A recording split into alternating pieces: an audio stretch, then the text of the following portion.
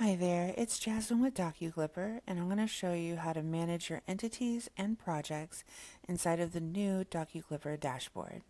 So previously, you would see jobs located in your previous converted files, but now we have created a projects folder and various entities, and this is really so that you can manage your businesses, your individuals, and individual clients as well that might have multiple tax years and multiple projects that you want to work on. So this is just for the purposes of organization. So in order to start, you would go to add an entity.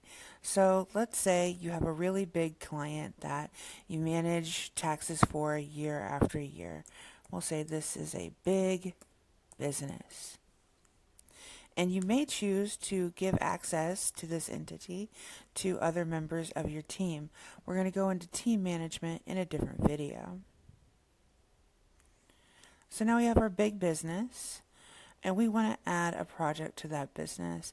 And maybe we want to look at taxes for the year 2024.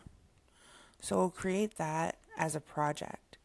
And so you'll be able to upload all of your tax documents, all of your invoices, and other forms and documents into this project. But if you need to delete it, you just hit the delete option, little trash can icon. You can also rename. So let's say your big business has a big name, like Big Corporation.